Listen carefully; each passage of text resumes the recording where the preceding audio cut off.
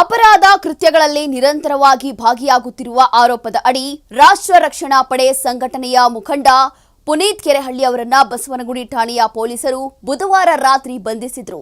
ಪುನೀತ್ ಇದುವರೆಗೂ 14 ಗಂಭೀರ ಅಪರಾಧ ಪ್ರಕರಣಗಳಲ್ಲಿ ಭಾಗಿಯಾಗಿದ್ದಾರೆ.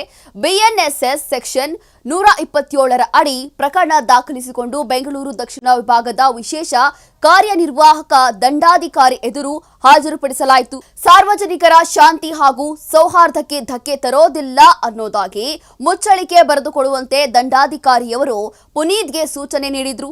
ಆದರೆ ಮುಚ್ಚಳಿಕೆ ಬರೆದುಕೊಡಲು ನಿರಾಕರಿಸಿದ್ದಾರೆ ಪುನೀತ್. ಹಾಗಾಗಿ ನ್ಯಾಯಾಂಗ ಬಂಧನಕ್ಕೆ ಒಪ್ಪಿಸಿ ಆದೇಶಿಸಲಾಯಿತು. ಪೊಲೀಸರ ಬಂಧನದ ಬಳಿಕ ಅಸಮಾಧಾನ ಹೊರಹಾಕಿದ್ದಾರೆ ಪುನೀತ್ ಕೆರೆಹಳ್ಳಿ. ಕಾಂಗ್ರೆಸ್ ಸರ್ಕಾರ ಬಂದ ನಂತರ ಇದು ನನ್ನ 36ನೇ ಬಂಧನ ಅಂತ ಪೋಸ್ಟ್ ಮಾಡಿದ್ದಾರೆ.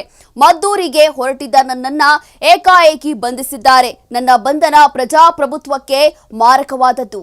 ನನ್ನ ಧರ್ಮದ ಮೇಲಾಗಿರುವಂತಹ ದೌರ್ಜನ್ಯವನ್ನ ಪ್ರಶ್ನಿಸೋದು ನನ್ನ ಹಕ್ಕು. ಅದನ್ನ ನೀವು ಕಿತ್ತುಕೊಂಡ್ರೆ ಇದನ್ನ ಪ್ರಜಾಪ್ರಭುತ್ವ ರಾಜ್ಯ ಅಂತ ಕರೆಯಲು ಸಾಧ್ಯನಾ ಅಂತ ಹೇಳಿ ಪ್ರಶ್ನೆ ಮಾಡಿದ್ದಾರೆ.